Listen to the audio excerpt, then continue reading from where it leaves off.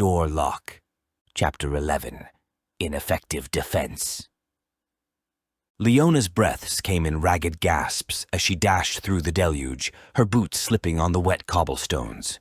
The rain pelted down with a vengeance as if the heavens themselves were enraged. She reached the sodden stake where Emie was bound, her silhouette stark against the tempestuous sky. With swift, determined movements, Leona drew a blade from her cloak and sliced through the ropes. As the final strand gave way, the rain ceased as abruptly as it had begun, leaving an eerie stillness in its wake. "Emie," Leona whispered, wrapping her arms around the drenched figure. Emie's dark hair clung to her face like seaweed to a drowned sailor, but her eyes burned with an otherworldly fire. "Leona," Emie murmured, her voice steady despite the ordeal. "You must go. Ensure the safety of the others." Before they could exchange another word, the ground trembled under heavy footfalls. Two hulking Viking warriors emerged from the mist, their swords gleaming menacingly in the frail light that broke through the parting clouds. Their faces were etched with the scars of countless battles, and their eyes shone with the cold promise of death. They bore the grim demeanor of men who knew only the language of steel and bloodshed. "Go," Emie implored, her gaze never leaving the approaching threat. "I cannot allow you to witness what comes next." Leona hesitated, sensing the gravity in Emie's tone. In her heart, she understood that Emie harbored a darkness necessary for the survival of Mozdeville, a darkness that could consume even the purest soul. "Wait for me at the tavern," Emie said, her voice tinged with a sorrow deeper than the ocean's abyss. With a final lingering look, Leona nodded and fled toward the safety of the village houses, the weight of Emie's secret anchoring every step. The two Vikings advanced, muscles coiling beneath their chainmail like serpents ready to strike. One brandished a sword as broad as an oar, its edge serrated from use, while the other wielded a blade etched with runes that whispered of ancient malice. "Your sorcery ends here, witch," growled the first, his voice a guttural sneer. Kesthunus vel ok nierai ton zubius Emie Zinnethush fac norinth. Amy's incantation cut through the air, sharp and commanding. The words twisted around the Vikings like spectral chains, seeking the chinks in their armor. The first warrior clutched his throat, his face turning a shade of purple so deep it was almost black. He staggered, his mighty form undone by an unseen assailant. A gurgling sound escaped him as he fell to his knees, drowning in his own vomit, life extinguished in a pool of bile and regret. The second Viking roared in defiance, charging with a ferocity that would have made the wolf Fenrir proud. But Emie stood unflinching, her hand outstretched like the reaper claiming a soul long overdue. The warrior's charge faltered, his steps slowing as if wading through molasses. His skin withered, drawn tight over his bones until there was nothing left but a husk that crumbled to dust, dispersed by the whispering wind.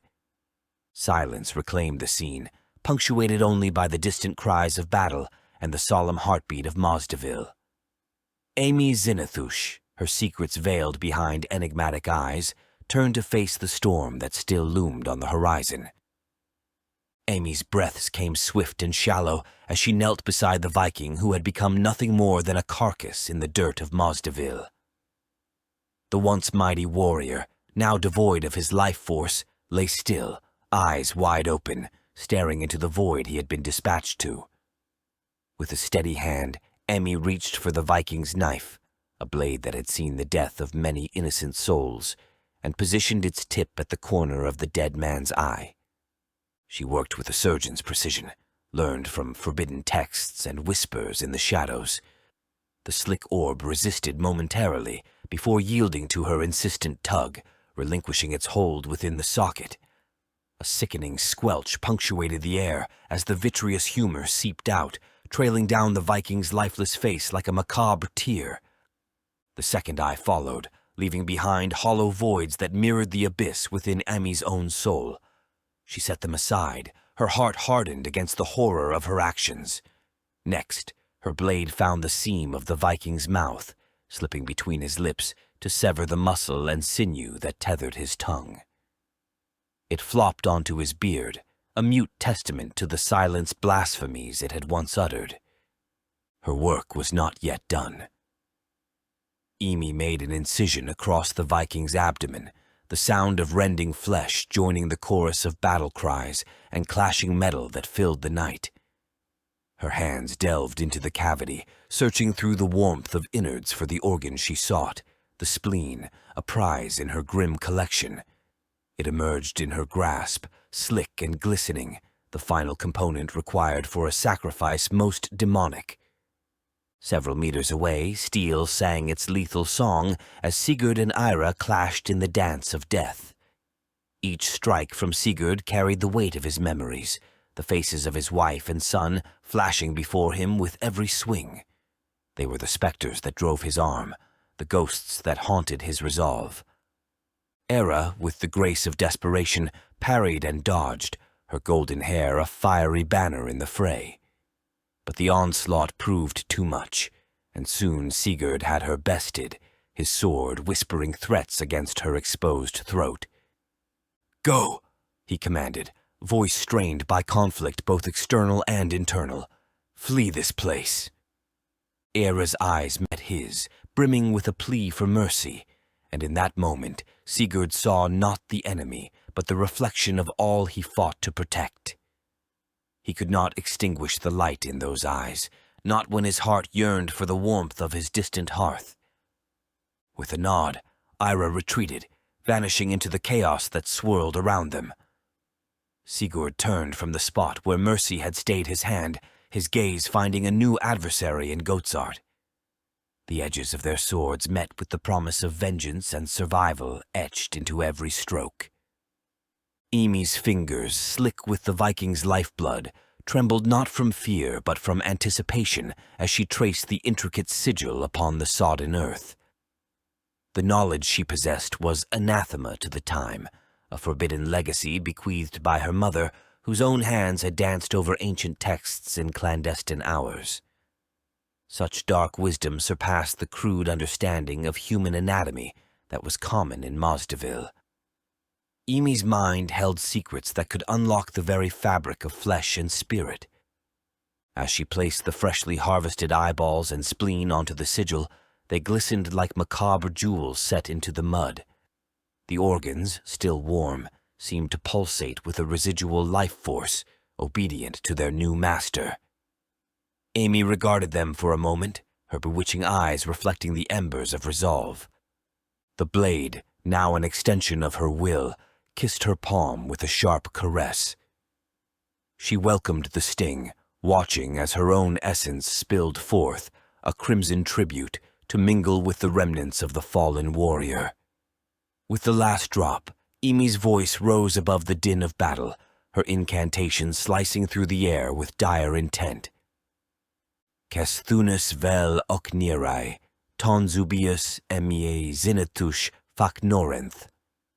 The words, archaic and sonorous, coursed through Mozdeville like a tempest, bending trees and sending debris spiraling into the night. Reality buckled at the command of her tongue, and from the ruptured earth emerged two behemoths born of shadow and sinew. Their forms were grotesque parodies of humanity. One bore horns that curled like burnt branches against a sky of perpetual twilight, its skin a tapestry of scars and open wounds that wept black ichor. The other demon loomed, its mouth an abyss lined with jagged teeth, eager to rend flesh from bone. Their hands, if such blasphemies could be called hands, were vast and cruel, tipped with talons that hungered for carnage.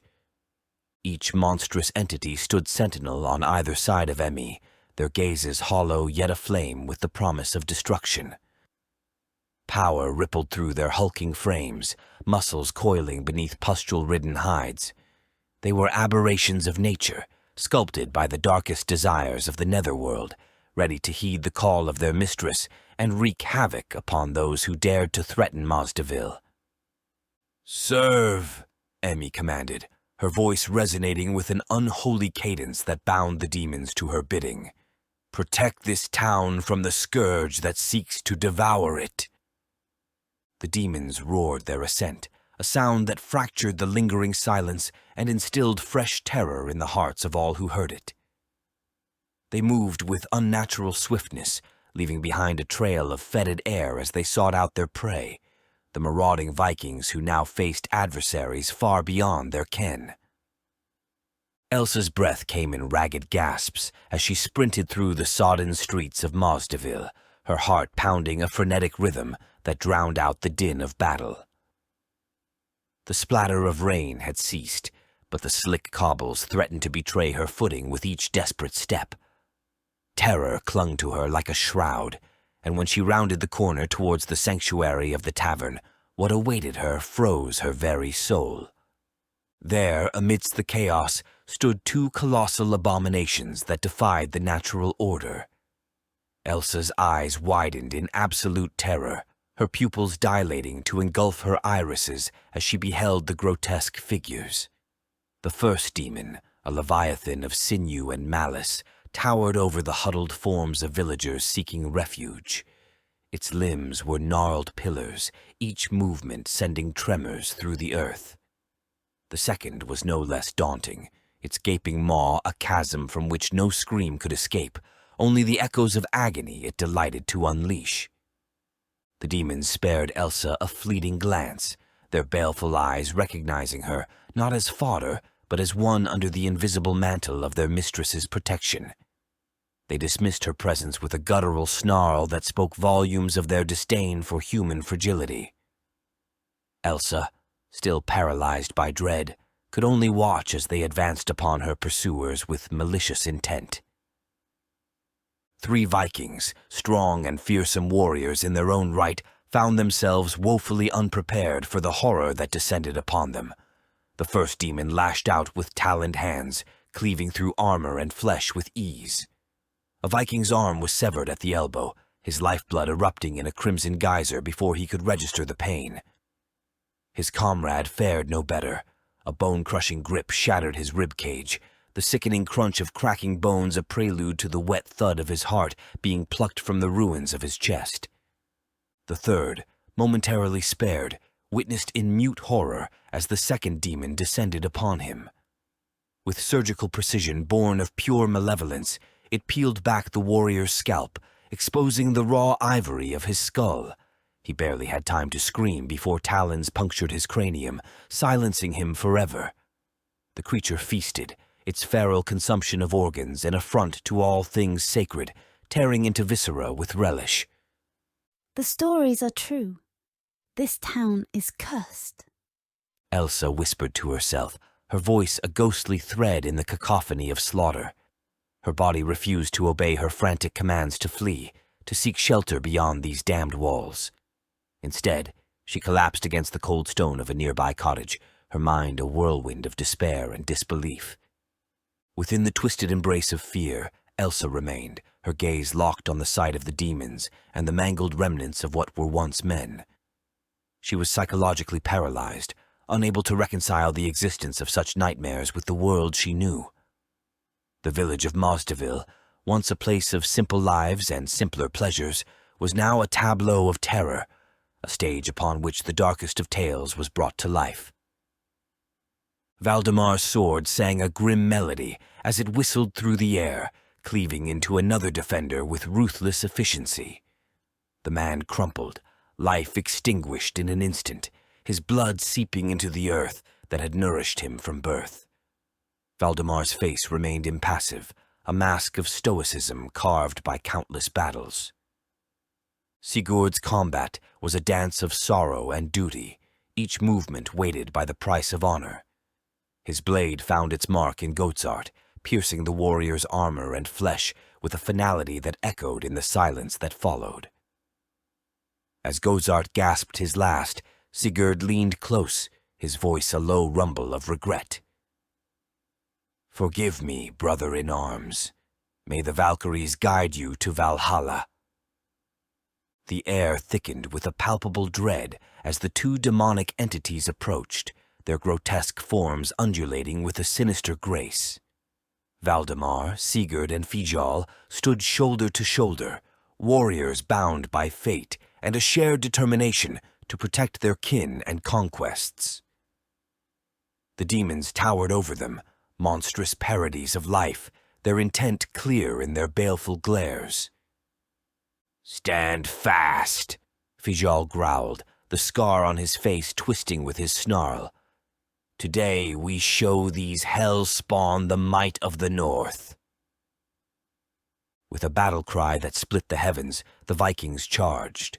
The clash was cataclysmic, a maelstrom of steel and shadow. Sigurd's sword arced, its edge gleaming with an otherworldly light, the blessings of the gods suffusing the metal. It sliced through demonic sinew like a scythe through wheat, severing limbs that evaporated into putrid smoke upon hitting the ground. Fijal, a tempest incarnate, hammered at the second demon with blows that would fell ancient oaks. His axe bit deep, carving runes of death into the creature's flesh. The demon howled, a sound that clawed at the soul, but Fijal's resolve was unshakable. Each strike was a testament to his wrath and cunning, a warrior poet scripting verses of violence. Beside him, Valdemar wielded his sword with precision, exploiting every opening with the expertise of a seasoned hunter. The Viking weapons, hallowed by divine will, rent the unholy hide of the demons, leaving trails of ichor that sizzled upon contact with the mortal realm. The trio moved as one entity, a trinity of destruction that danced perilously with their adversaries. Their blades, thirsty for abominable blood, carved through the demonic entities with a voracious appetite, leaving nothing but shredded remnants where once stood monstrosities. As the final blow was struck, the lesser demon's body shuddered violently before disintegrating into dust, swept away by the uncaring wind. A momentary stillness descended, a fleeting respite soon shattered by the thunderous approach of more Viking invaders from the north. The town of Mozdeville was a fortress no longer, its defenses crumbling beneath the relentless tide.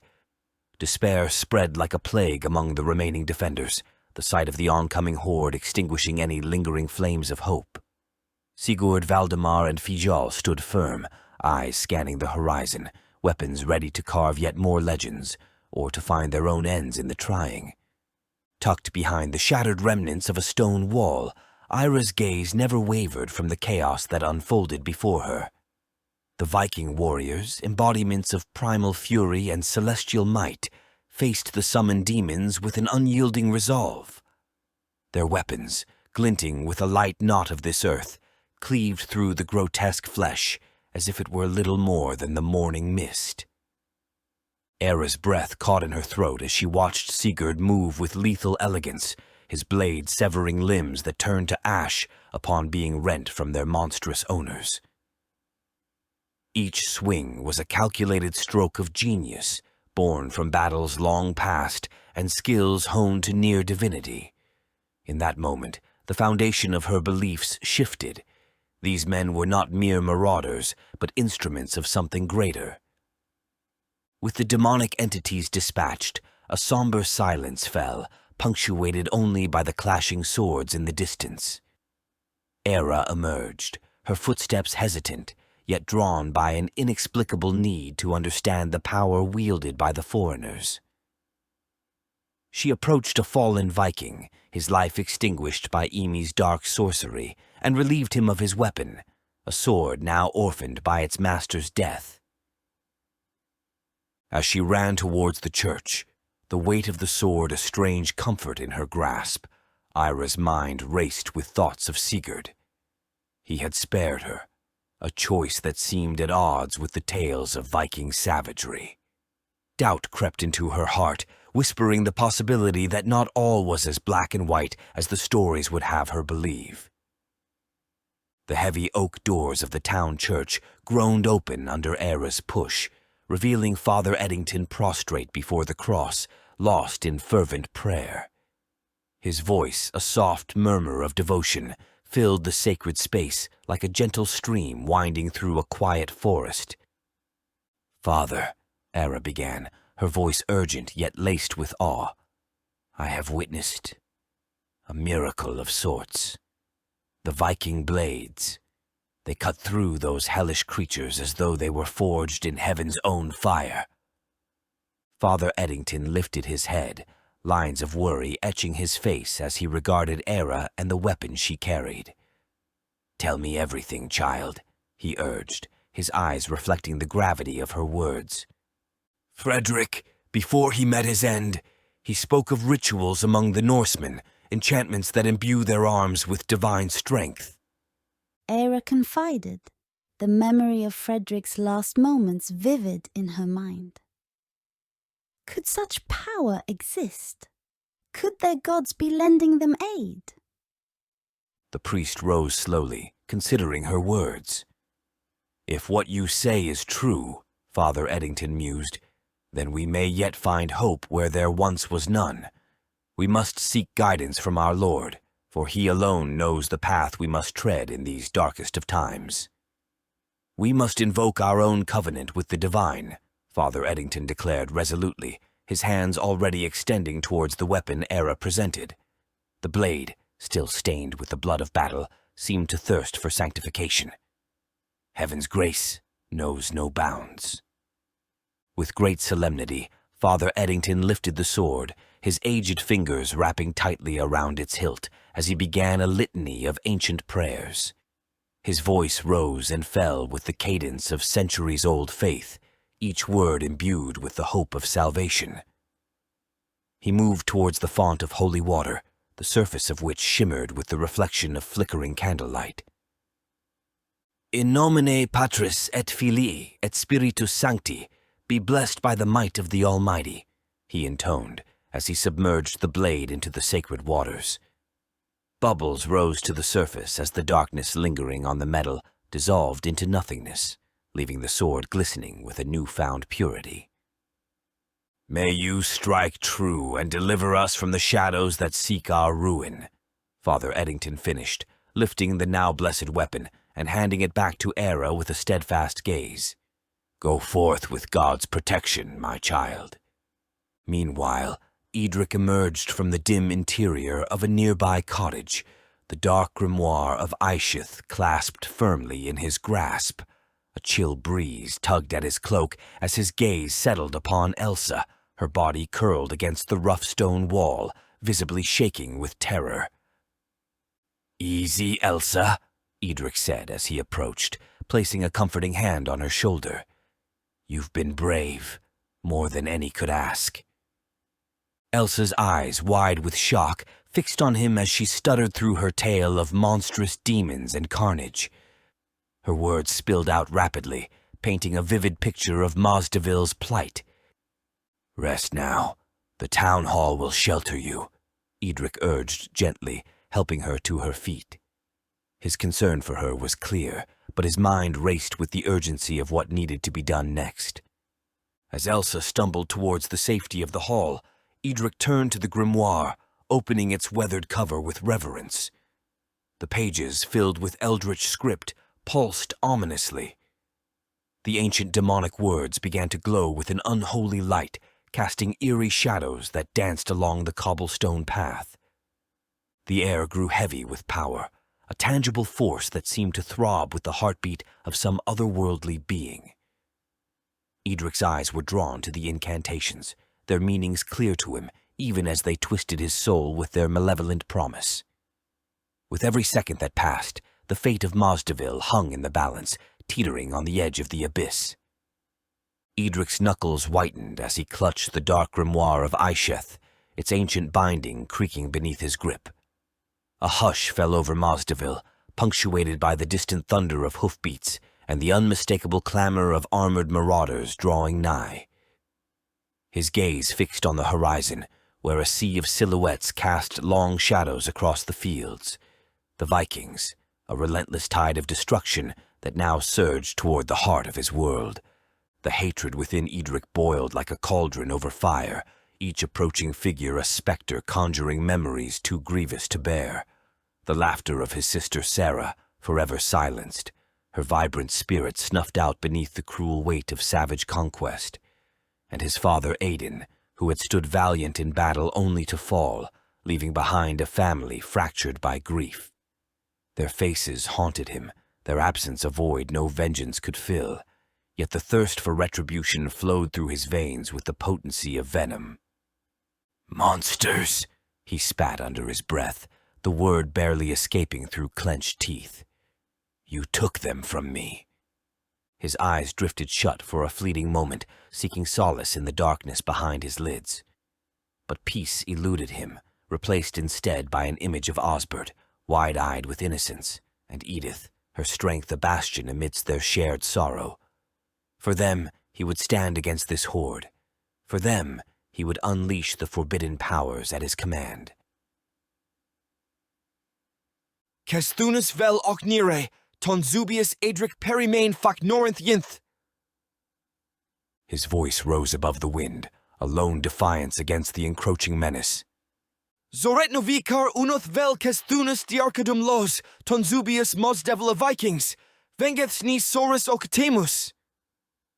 The words, a litany of despair and fury, twisted through the air, writhing like serpents as they sought purchase in the fabric of reality.